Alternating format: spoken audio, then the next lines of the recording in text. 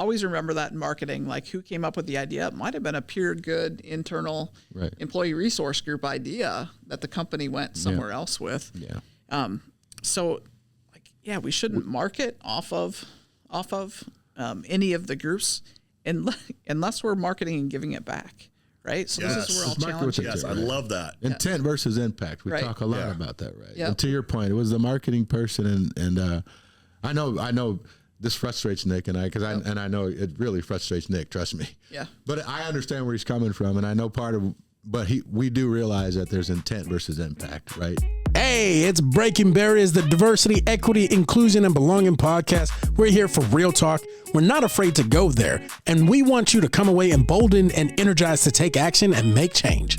We believe our diversity, our differences, when joined together by a common set of ideals, makes us stronger. When I set out to help someone, it is my intention to do just that. I'm not trying to do anything other than meet somebody at their humanity. Your world has changed, but your dreams shouldn't have to. That's why Kirkwood is your next best step. With affordable, flexible, and close-to-home options, now's a great time to start or finish your Kirkwood degree. Learn more at kirkwood.edu/findyourfuture. Displaced or discouraged at work? Kirkwood can help you learn a new skill or totally reinvent yourself for a brand new career. With so many flexible and affordable options, you can get back on track fast. Learn more at kirkwood.edu/findyourfuture. What's happening, world? We're back for another episode of Top Ranks Breaking Barriers. We are coming at you with our 5-star presenting sponsor, Kirkwood Community College, as well as our silver sponsor, PG Cares. So thank you so much for your support. I'm your co-host, Anthony Arrington. Got my homeboy right here, Nick Ford, my other guests here. And man, we are excited about our guests today. So we are going to get started. We're going to have some real conversation today. So Nick, who's our friend here? All the way from Des Moines, Iowa, we have Heather Schott. So I'm going to read your bio. Try not to embarrass you too much here. Please don't. Heather Schott has a brand and leadership style founded in problem solving, influence, innovation, disruption. Keep that disruption word in mind. We're going to talk about that a lot today. She received her undergraduate degrees in mathematics and business from Morningside College up in Sioux City. Over her career, she has held a variety of roles in IT, HR, and actuarial functions. That's that math part. Kind of a geek. Yep. I'm with you on that. So Heather completed a diversity inclusion leader certification with the conference board as she began leading a Fortune 500 diversity inclusion program. In October of 2020, she joined the Krause Group to embed diversity, equity, inclusion lenses across all of their organizations located in the U.S. and Italy. Oh, I didn't realize they're in Italy, too. Interesting. We can talk some football on a little bit. Oh, there we go. Real football. Real football? Real football. Round football. Round football. Heather is a proud Kaya, or mom, with 2 great kids, 10 and 18 years at home. She and her partner, Erin, live in West Des Moines, where Heather serves on the West Des Moines Chamber DEI board. She is also on the CS News Diversity and Inclusion Advisory Board and on the Inclusion Council with the Greater Des Moines Partnership. Welcome, Heather. We're excited to have you today, and we're going to have some great discussions. I'm excited to be here. Love it. Well, let's get into it. We were stalking you. Yeah. Uh-oh. Oh, yeah. Dude, try a little background. We you and I have known each other a while, and really appreciate you showing up and hanging out with us today. When you started at Krause, I was reading a little article from, and I want to quote it from CT Stores, and in the interview, they were asking your opinion, and is it important for companies to have DEI inclusion managers or a comparable position? And I loved what you said. You said, in order to recognize that the work is needed to stay relevant in business, that's why we need it. But the secret is that a DEI manager doesn't do the work alone. It's our job to help find the root causes, and then drive development that all employees can utilize in building the right culture and inclusion. Nick and I salivate when we hear the words root cause. We are very root cause driven, and it's what we do. And so I wanted you to expand on what you meant by that when you were thinking about what do you mean when you say root causes? Yeah, we'll dig into that a little bit. Yeah. I'll tell you a funny story. When I started at Krause Group, sitting down with my leadership team, and we're having a conversation about diversity, equity, and inclusion and the strategy that we've laid out. And I looked at our talent development leader, and I said to her, the interesting thing about this is I'm not going to do the work. Your team's really going to drive it. And she was pretty surprised when I said that. Later on, we've had some, really big, like, oh, geez, who did we just add to this team? Someone who's not going to do the work. And it's for the reason of sustainability, right? That a DEI manager is going to come in, disrupt thinking, going to challenge how we've always done things, right? Going to build the right types of skills, and then going to rely on the people that are already doing work within the organization to embed DEI, right? And one of the easiest ways for organizations to do this work, to really have this work show up every single day, is to put it into all of your training development or your training and development programs. So whether it's orientation, it's your leadership essentials, whatever it is that you're building out, we need to build the skills for diversity, equity, and inclusion within that. So the first thing that I did at Krause Group, and the first thing that I think any DEI leader should do, is get a really strong partnership with that talent development team, and then watch others do it. The other side of it, too, is that we can sit in the corporate office and we can talk about all these grandiose scans of, here's what DEI is going to do. But if that doesn't show up day to day in the culture, if that doesn't show up in every interaction, no one's really going to believe you. And it's going to be performative versus really changing that culture and driving things forward. Right. When you're thinking about root cause, though, when you say we're looking for root issues, what are some examples? Because I think organizations sometimes think that they're solving problems through training. Sure. Or they're solving problems through surveys, or they're solving problems through a number of other initiatives. But the problems continue year in and year out, no matter how often they train or how often they survey. And so our belief is they never get to the root cause. Right. And so what are some examples of how you've of some root causes maybe you've uncovered, or how you've figured that? So let's just talk about one of the organizations that we have within Krause Group, and that's Come and Go, right? And so that's an organization where everyone can start working at a young age. Come and Go has good pizza, by the way. Great pizza, great food. We're getting healthier, too. Shout out to David Sykes. So awesome. Check that out. But yeah, this is an organization where everyone has the chance to start, right?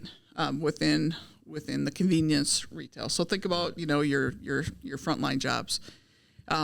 But everyone doesn't necessarily grow up through the organization in the same way, right? Whether we go to college, we don't go to college, whatever. What I love about our organization is that you can grow your leadership. But what you see across the country, so this isn't just Come and Go, but this is a root cause, is that you don't see folks joining and growing at the same level. And what I mean by that is your dimensions of diversity, right? We do a pretty good job across that industry of seeing women in leadership, but we see our numbers drop off from people of color, from Black people, from Hispanic individuals, from Asian individuals, right? Falling off, even out lesbians like myself, right? Don't necessarily grow up through leadership in the same way. And so we've got to ask ourselves why. Because at some point in time, there's a root cause, there's an investment in humans, right, in each other, and in seeing somebody as a leader before they ever have had that experience. And so who are we choosing to mentor? Who are we choosing to invest in? How are we choosing to bring leaderships into the organization? Those are root causes, in my opinion, of why we're not seeing people in leadership, right?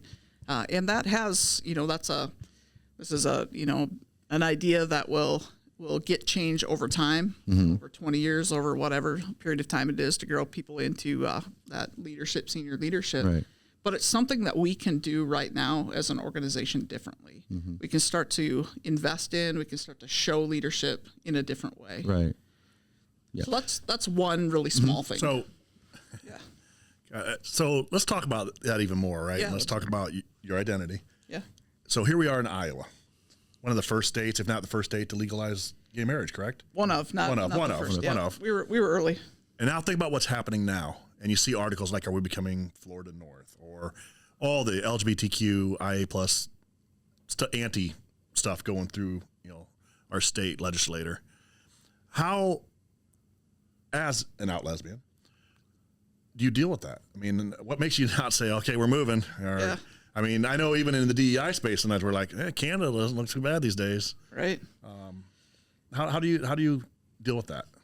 Those sway of emotions. Right. And it is a sway of emotion. So, number one, I get real with it. So I'll say, during this last kind of funnel process, it was really hard to be me in Iowa, right? And so what I mean by me is I'm a gender nonconforming female, so I use pronouns of she and hers, but I wear a tie because that's how I'm comfortable. If you put me in a dress, I'd feel like I was in drag, right? Nothing wrong with drag. No, that's just not you. I just wouldn't be comfortable, right? So if we dig into that, so when you think about, or you ask me the question of why I stay and what it's like to be here, I stay because I know we can do better, right? I did grow up in Minnesota, and I chose to come here in '97.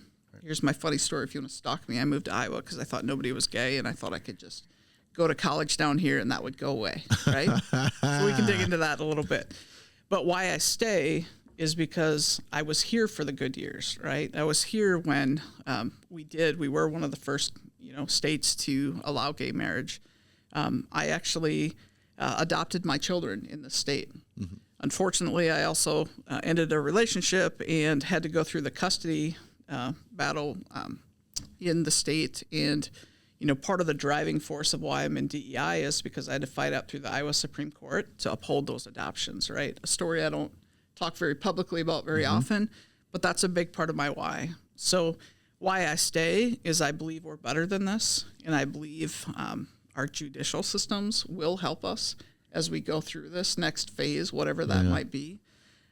I also am not giving up on us coming together as citizens, organizing our businesses to stand up, right? And help people understand how, we're not enemies of each other, but what's the enemy of us is this intolerance or this idea that we need to have power over others and decide over others what they do with themselves. So why I stay is because I can't quit fighting, right? Which we love. Yeah. I'm not ready to go yet. Yeah. But I don't think this is our only fight either. No. Right? In the DEI space, no. It's as a disruptor, I want to grab arms with everyone and say, if we fought together, think what we could do, think what we could overcome. It's interesting you say that. I'm glad that you brought that up, because where I was just about to go was, you're right. It's not the only fight, because here you're sitting next to this black man who has to have a similar fight about another underrepresented group of humans. Right. But as I was sitting there, and then you switched and you made me think of something else, because you said, how come we can't all hold hands together, and there's power in numbers? And I have noticed myself becoming more active in the LGBTQ community. I don't even know why. Well, I just felt that I got asked to help. I felt I was obligated, and it wasn't because I do things because I'm a DEI professional, because I felt it was the right thing to do. And I know my partner Nick, understands that personally. He's got lived experience that he can talk about in his world, and so we sort of family members and friends, friends, right? I mean, I'll tell Nick's story if he doesn't want to tell it, about a gentleman he took in, a young high school student who's of the LGBT community, who went to high school with our kids. This kid could have been destroyed. Yeah, Nick's family took him in. Yep. People don't do that. And that was before we were even DEI professionals, because it's just the right thing to do. So. Something you said about that power in numbers, if people are listening, that's the key. How can we lock arms? Because you can't stop the swell. Right. Right. You think about most movements, they've always started with numbers. Right. And none of us are one-dimensional. Right. Right. So none of us can claim only one battle is important, or one side of this battle is important. Right. Right. Yeah. So, what you can't read off my bio is my youngest son is black. Right. Mm-hmm. And so I'm fighting as a mom of a black man, right? Of a someday black man. He's a young man right now.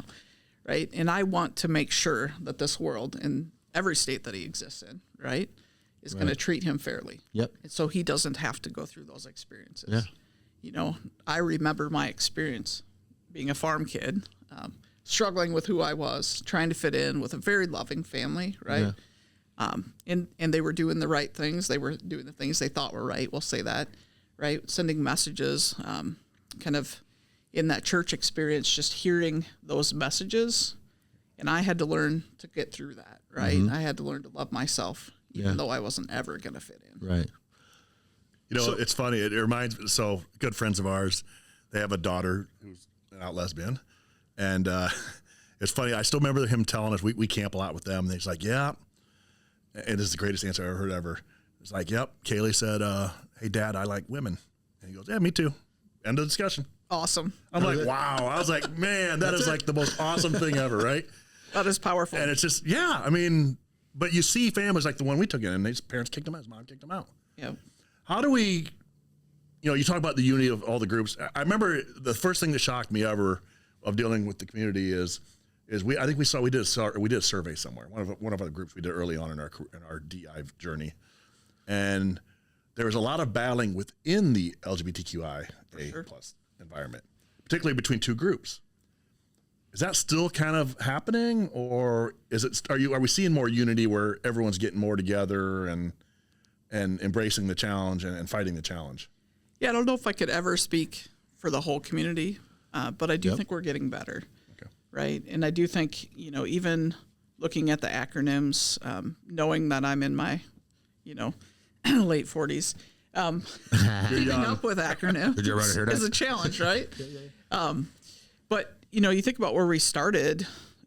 If you really want to go back and think about where Pride started, it started with we had black drag queens out in front, of driving this. So transgender individuals or folks probably wanting to be transgender individuals leading this fight. And then all of a sudden we had some social acceptance and we kind of hid those folks, right? And I think that was a huge mistake. Yeah. Right? Yeah. And to your point, we got to figure out how to get through that because everyone is a human. And in fact, I think, if we can pause and even think about what's happening across the states right now and what this push is, if people could stop and actually talk to a kid who's struggling with gender identity for a few minutes, right? Your job at that point is not to convince this kid of something they're doing wrong. It's to hear them, it's to listen to them you did likely with this high school student, right? You're struggling with this as a human being. The world is giving you all these signals of these social constructs, these made-up constructs, right? And they're pushing them on you, and you're realizing, I don't fit with this. And if I don't fit with this, who's going to love me, right? And if you really want to dig into it, I think one of you shared earlier, we got to love each other first. Right? Absolutely. And I'm not a lovey-dovey person. That's not my personality, but we have to love each other and see each other as humans. Well, and I think there's a time to lovey-dovey, and I think there's a time to do what Heather likes to do, and that's fight when you have to. You pick up the gloves and you fight when you have to, and you love when you have to, and I think there's a way to do that. Well, I really liked what she said too about the listening part. We talk a lot about there's two ways to listen. There's listen to understand, and there's listen to respond. And I think we need to really shift people more to that listen to understand, right, and not that listen to respond. Especially people that are, for whatever reason, whether it's religious or their background, how they're raised, they think that one way. We got to get them to be convinced that that's okay to think that way. Right. Also think that way. Awesome. And I just think that if we can make that transition, I think that'll go a long way. Yeah. It's the why, right? It's all about the why. Well, on that note, great segue, because one of the things I think you said is that what you love to do as a disruptor is think differently about how you approach how to educate others. So what are you doing differently? How can we help you? And what are you doing differently?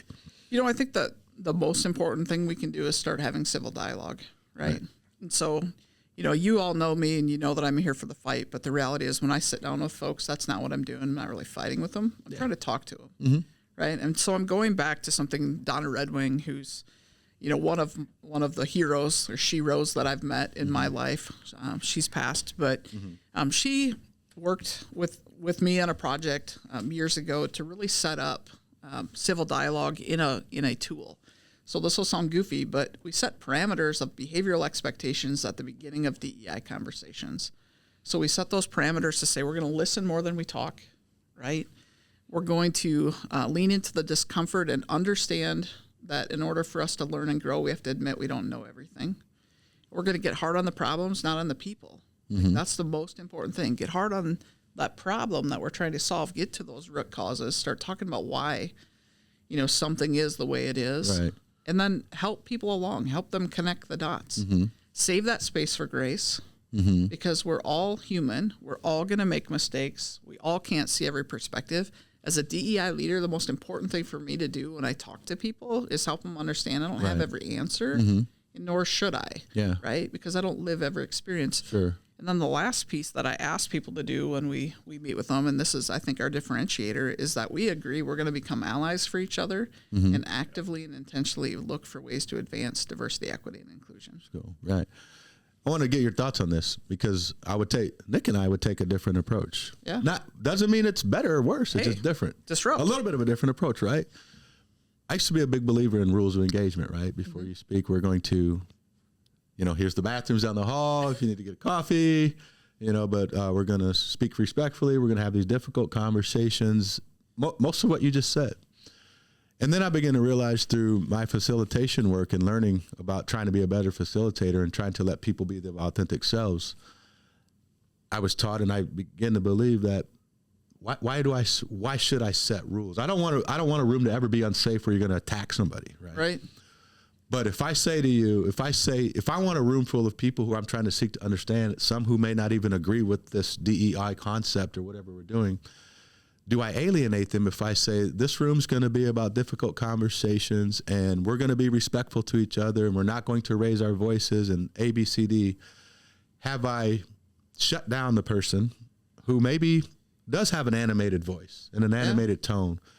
Maybe they have been perceived as the complainer in the company or the anti, but they probably have something good to say, because I need to understand why they don't buy in.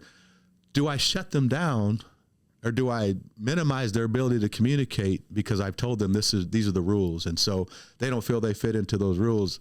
I can't come in there and be myself, so I'm not going to say nothing, because as soon as I talk, I'm going to be accused of being the complainer again in here. What do you think about that? That's kind of. But I would just add in too that who are we to define what's safe for someone? Yeah, that's. Yeah. I mean, these are all great points. And I'm going to have to think about that. I just wondered. Yeah, it's different. I just wonder what you thought. Yeah. I would love. I'd love to come into spaces where we can leave things unresolved, right, and still be good coworkers. And so, I think I'd handle maybe an external conversation a little differently than an internal, right? So thinking about from a business perspective, most of what I'm doing right now is internal to business. So I'm going to probably set behavioral expectations for my own safety of helping folks still work together, right? And still be productive. But I totally am pausing and thinking about this is a great disruptive thought. Yeah. Right? And maybe that's causing people to stay quiet. Yeah. Well, we found, it was for Nick and I, it was a light bulb that kind of went off, when we were going through our facilitation certification a year ago. And it was something that we never really thought of it that way. We just hadn't really considered that. Right. And I think about that myself. I think about my 20-year-old self when I had dreadlocks. I tried to have dreadlocks.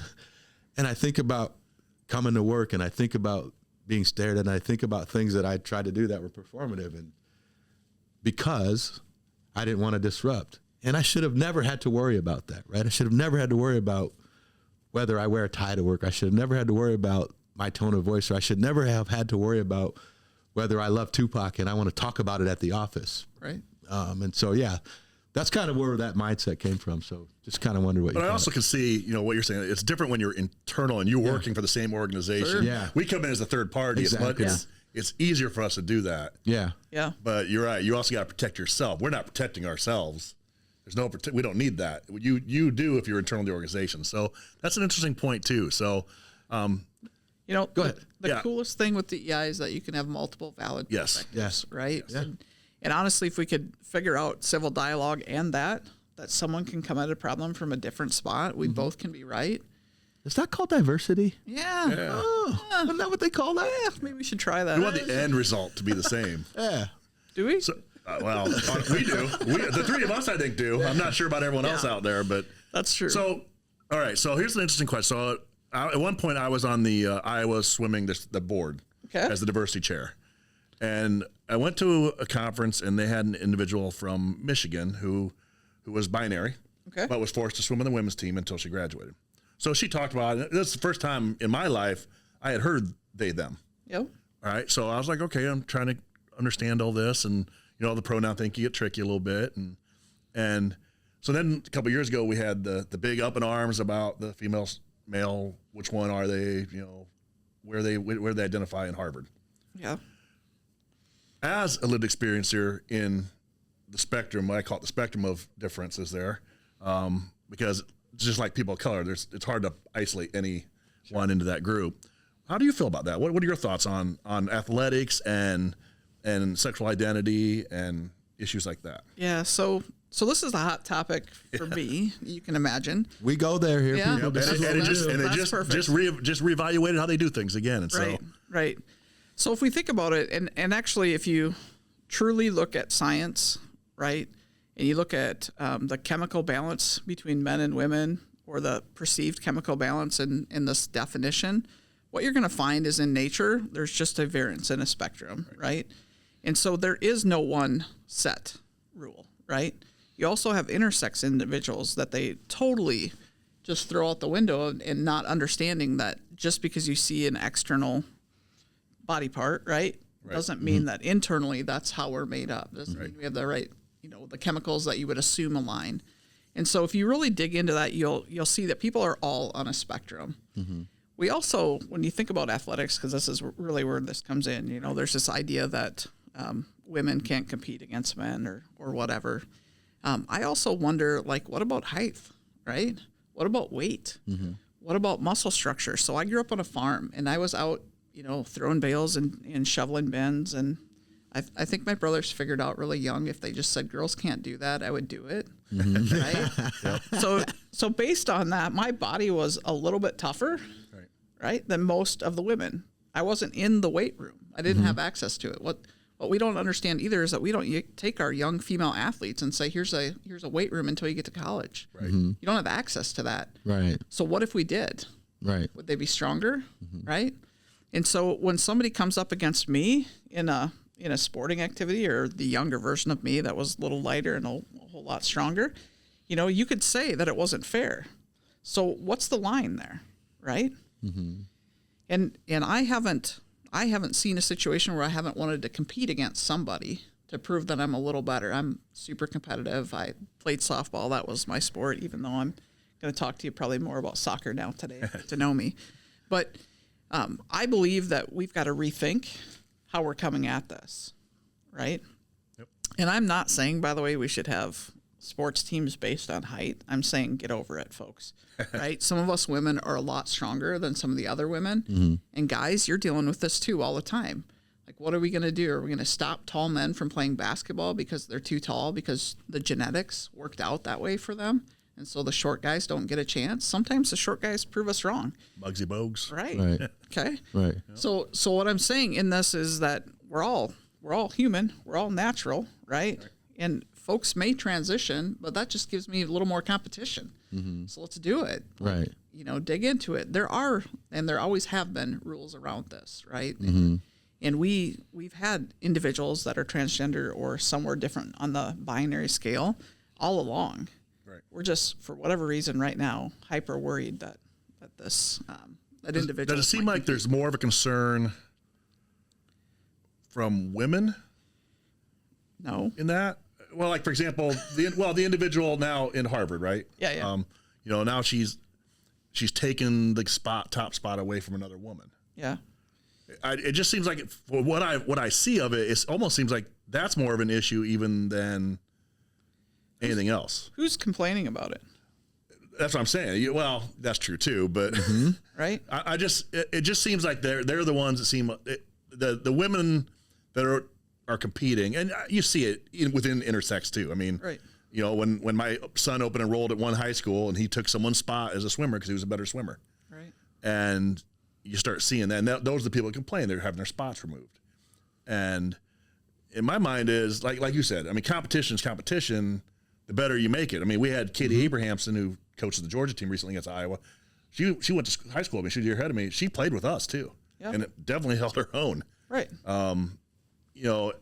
It just seems like there's, and maybe it's some of the stuff driving the politics too. There's just so much of a fear. Right. It all seems fear driven somehow. Yeah, I agree. Often fear driven. Or even like when you think about talking about equal rights to other groups, it's like, well, that means I'm going to lose something. How do we get past that? How do we get past that it's not even about the individual, it's about your own fear or your own worries, and it's not even, in many cases, rational. Right. How do we get past that? So lots of loaded questions in there. Yeah, Nick, you loaded up. You loaded up. Hey, I was ready for this one. That's So, I want to probably jump around, but that's right. But bring I it did back too. So if I miss any. So how do we get past the fact that, if I share, right, or if we give people access to jobs, right, or whatever it is, to money, to success, then we're going to lose some. So why do we think that there's only a fixed amount of anything, right? And so when you give people access, right, whether it's sports, whether it's money, whether it's jobs, education, the only thing that they're going to do is produce and add more performance, right? And so we're going to grow.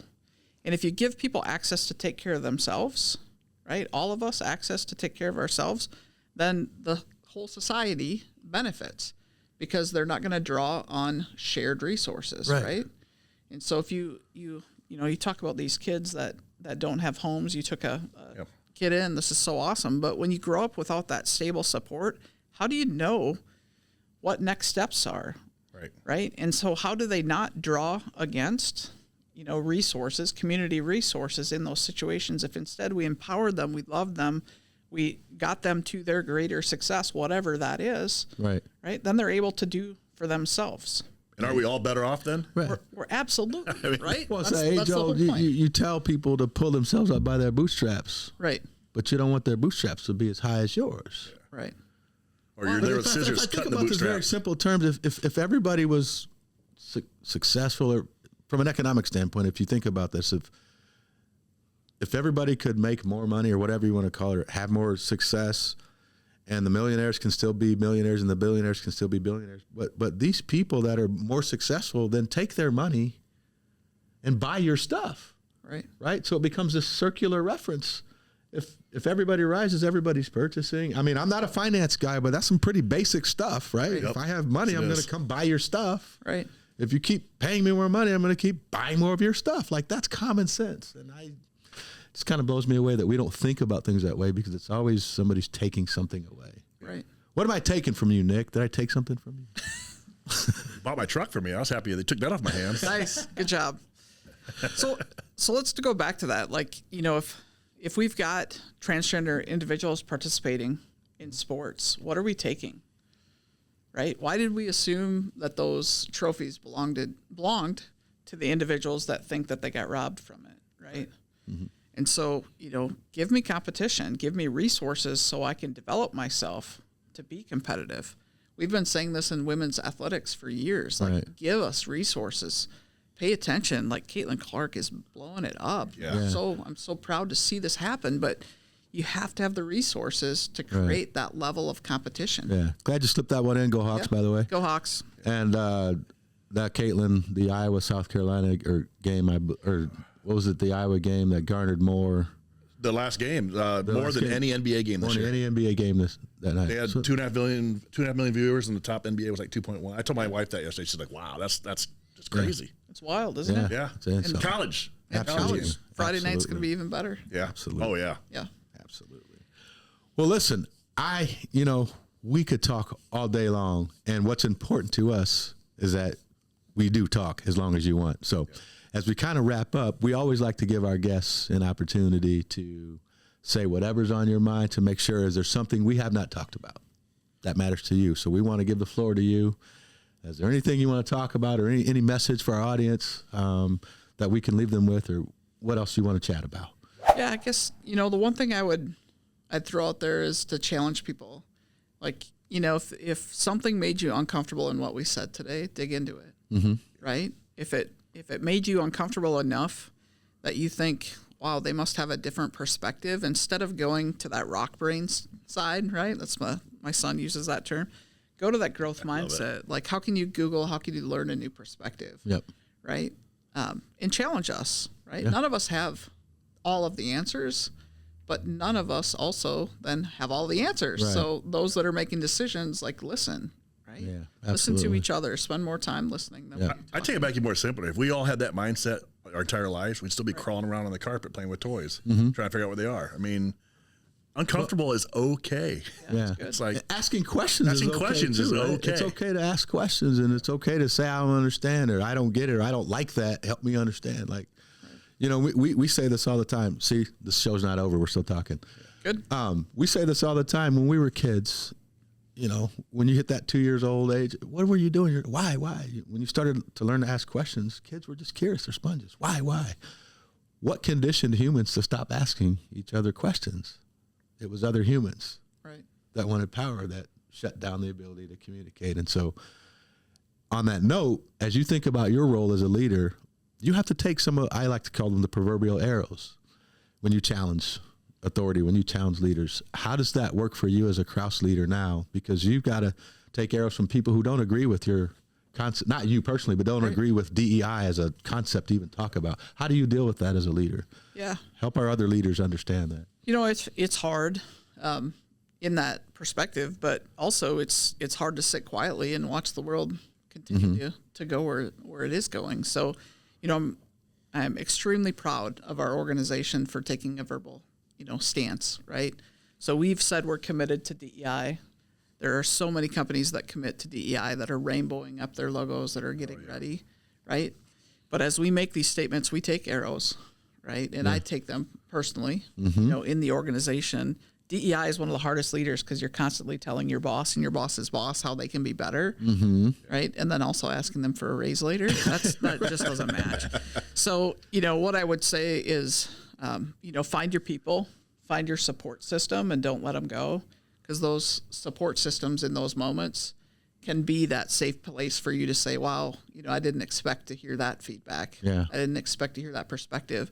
But also in that moment, listen for that perspective. Like, what can you learn from it? How can we do it different the next time? Yeah. Because there's always going to be a next time. We're always going to be evolving, and we're always going to be looking out for that. So you just prompted a great question I have. It's awesome. Like, we deal with this all the time. And I think you and I actually talked about one time on LinkedIn was, we just have Women's History Month. We have Black History Month. You have you have Pride Month, and the marketing. Yeah.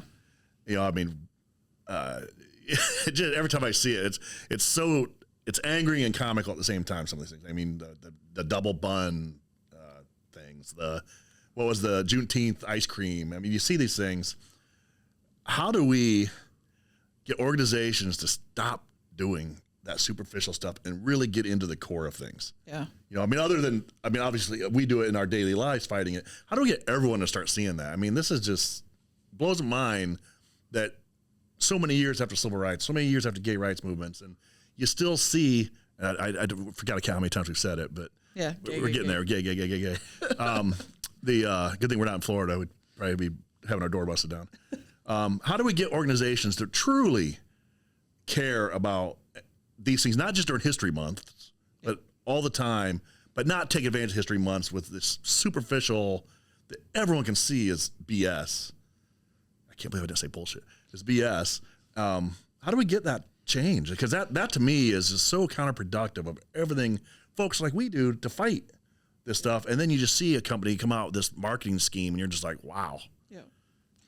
So one thing is hold them accountable, as companies. And the other piece of it, just like I said earlier, save space for grace. When they do screw up, you want to give them that feedback, and then you also want to teach them from that moment. So, I'm not a big fan of the big old boycott, right? There are some things that I refuse to do. We won't go there, right? Based on past. But, in those moments, what did we learn? And really holding people accountable to that. Yep. It's such an interesting balance internally. You want people thinking about different perspectives, diverse perspectives. And the person that brought, those ideas forward, we don't know, did they represent that group or not? So that first idea and what was actually produced are probably two really far-reaching things. So always remember that in marketing, like who came up with the idea. It might have been a pure good internal employee resource group idea that the company went somewhere else with. Yeah. We shouldn't market off of any of the groups unless we're marketing and giving it back. Right. So this is where I'll challenge you. Yes, I love that. Intent versus impact. We talk a lot about that, right? Yep. And to your point, it was the marketing person, and I know this frustrates Nick and I, because I know it really frustrates Nick. Trust me. Yeah. But I understand where he's coming from, and I know we do realize that there's intent versus impact, right? And so, how do we neutralize our internal feelings about what we saw? And I'll just use the example, oh my God, that company's never had a black person work for them ever. And now suddenly there's a billboard with a black face on it. Yeah. And we know why they did it, right? Right. Or we think we know why they did it. So that's part of that giving grace you're talking about, right? Yep. Let's, what is the intent? Was it deliberate? And, unfortunately, we've experienced some of those deliberate situations where we know. And so you get jaded by that. Yep. But you got to wake up every day and brush it off and say, I got to keep fighting. Right. So and challenge, because challenge. We all should look up at billboards and see ourselves. Yeah. Right. And we want to see ourselves as that next leader, whatever that leadership opportunity is. Right. And so, part of it is we've got to get some pictures out, and we've got to show that that's part of our organizations, but we have to do it authentically. Right. Yeah. It's what happens behind the pictures. Right. Right. It's the interactions, and we've got to work across cultures. Iowa right now, it used to be Iowa nice. Right. I was proud. I was I have a book ready to go on that. About awesome. Let's co-author. I have a chapter or two for you. Yeah. Were we ever really nice or just passive aggressive? Right. Like the Southern, oh, ain't that sweet? Yeah. Yeah. Definitely. Yeah. Bless your heart. That concept. But I think we can get back to the point where we listen more than we listen to each other, and we see each other as humans. When I moved to Iowa and I went through my process of coming out and actually realizing that there are gay people in Iowa, what I also realized is my neighbors cared about me. And even though they were struggling, I have a really great story about a neighbor. We moved in and she thought, wow, 2 lesbians are moving in. Oh, crud, what's going to happen to the neighborhood, right? Well, lesbians have power tools. Oh, right? my gosh. And we'd love to improve our property. So she was actually thrilled. I mean, I give her that, though. She was in her 80s. It's the best conversation. It's the best change I've ever seen in a neighbor. And this is where I say, when people get to know us, they see us differently. But there's still that fear. And it's just like, fear of what? Yeah. I mean, lesbians with power tools, but that's what is the lesbians with power tools? I love that. I just remember early in my Navy career down in Virginia, and you'd have the signs that dogs and sailors stay off the grass. Wow, like we drive the economy, right? I mean, I remember pulling into like Lauderdale, and they complained, and the captain pulled everyone off back to the ship, and they're like, "No, we didn't mean that." It's like, you don't what want are to you afraid of? Here. Yeah, I mean, isn't that interesting that we're afraid? Yeah. Afraid of what? Yeah. What are you afraid of? I mean, that's a good way to end the show, isn't it? Yeah. What are you afraid of? Let's find that out. Face your fears, right? All right. Or like we say, like your neighbor, talk to people from the other communities and learn about them and the power of get proximity. more comfortable. The power of proximity for sure. For sure. Thank you so much for your time. Thank you very much. Appreciate it. Yeah, thank you very much. This is awesome. So, this is awesome. Yeah. All right. And we love it when our guests actually make it here instead of doing it all live on video. So yes. It's fun. Yes. Yeah. So we'll get some Definitely shout outs. enjoyed that. Big shout out to our 5-star presenting sponsor, Kirkwood Community College, and our server sponsor, PG Cares. Also want to give a thanks to our friends at Breaking Barriers, Community Savings Bank, and Tyler Lincoln Barnes. We all appreciate your support. So we'd love to hear from you. Hit us up anytime at info@topranktalentsolutions.com. Soon to be Top Rank Culture. Yes, absolutely. So special thanks to our listeners as well. We couldn't do this without you, so appreciate the time that our listeners put in. So like and share. Enjoy the episode and enjoy many more. Hit us up on YouTube. Hit us up on Facebook. Hit us up on LinkedIn. Hit us up everywhere. Anything else, Nick? Dad? No, this is awesome. Thank you for coming down and driving from West Des Moines. Absolutely. And just keep plugging away and doing the great work you do. And thank you too. We're supporters and what you're all doing. So absolutely, power in numbers. We won't forget that. Collaborate more. Yep. Absolutely. All right. Take care. Yep. Thanks. Advancing equity is not a one-year project. It's a generational commitment. There are too few people in the world willing to be the domino, too few people willing to take that fall.